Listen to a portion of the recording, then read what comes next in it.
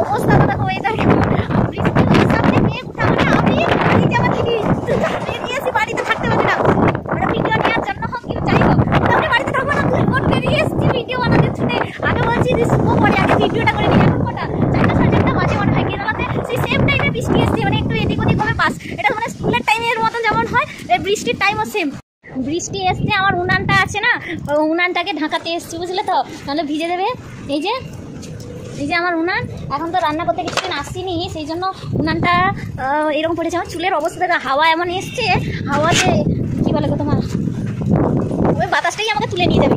এত বাতাস যে বৃষ্টি চলে এসছে, এবার আমরা একটু বৃষ্টি নয় আমাকে তুলে নিয়ে যাবে মনে হয়। যে বৃষ্টি আর বৃষ্টি ঝেঁপে একটু দাঁড়া, বৃষ্টি চলে এসছে, জামা কাপড় বাকি তুলতে হবে।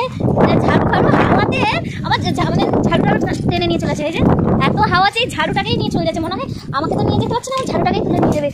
কাঠ জ্বালানির এইগুলো এখানে পড়ে আছে, জোরে বৃষ্টি এসছে। দরজাকে লাগাচ্ছ নাকি? দরজা লাগাচ্ছ সোনা দিদি? দরজা লাগাচ্ছ? দাঁড়াও, আমি জামা কাপড়গুলো নিয়ে তারপর লাগিয়ে দাও। জামা কাপড়গুলো দিয়েছি, এই জামা কাপড় তুলতে বৃষ্টি জোরে চলে এসছে, বুঝলে তো। জামা কাপড়গুলো জলদি জলদি করে তুলে নিই, শুকনা জামা কাপড়, না হলে যাই না। গেটটা তুমি লাগিয়ে দাও, আমি লাগাতে ঠিক পারবো না গো। 1 মিনিট দাঁড়াও, এই জামা কাপড় কটা তুলে নিই, না হলে শুকনা জামা কাপড় সব ভিজে যাবে। আর আমার চুলের যা অবস্থা হয়েছে কি বলবো। কটা এই দাঁড়া বলছি, 4:30 বাজতে যায়, 4টা এখনো বাজেনি, বাজতে যায়।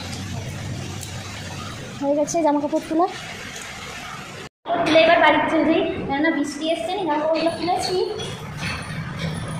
ও মেয়ে বন্ধ পুরো অন্ধকার হয়ে গেছে, এখন 4টা বাজেনি, অবস্থাটা দেখো কি বাতাস।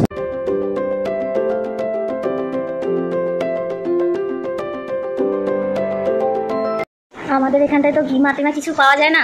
এই যে দেশের বাড়ি থেকে ঘিমা পাঠিয়েছিল, ঘিমাগুলো বাঁচতে মনে হচ্ছে আর এই ঘিমা করতেন, বাড়ির পাশে থাকলে এগুলো খেতাম না, ফেলে দিতাম। এখানটায় পাই না বলে এইগুলোকেও বেছে খেতে হচ্ছে, বুঝেছ।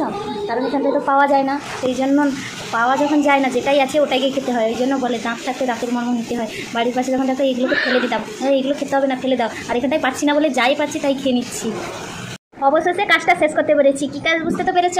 এই যে ঘিমাগুলো দেখিয়েছিলাম, কিছু নেই, সব হাড়গোড়গুলো গলিয়ে গেছে।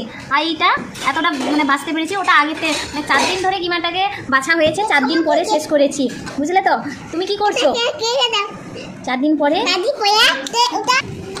ঠিক আছে, টাটা বাই বাই। এই যে দেখতে পাচ্ছ, এটা হচ্ছে ইডলি ধোসা সাম্বার। ওই যে চাটনি ইডলি ধোসা গানটা বেরিয়েছে না, ওই গানটার জন্য আমার দিদি এই প্লেটটা সাজিয়েছে, রিল বানাবে। ওই জন্য বলছি দাও আমিও একটু ভিডিও বানিয়ে নিই এই সুযোগে, তার জন্য বানাচ্ছি, বুঝলে তো। ইডলি তো খেয়েছি, ইডলিটা আমার খুব ভালো লাগে খেতে, কিন্তু সাম্বার চাটনি আর ওই ধোসাটা আমি কোনোদিন খাই না, এবার ফার্স্ট টাইম খাবো, একটু টেস্ট করবো, বুঝলে তো। দিদি কিনেছে, আমি একটু খাইয়ে দেখবো কেমন হয়েছে, বুঝলে তো।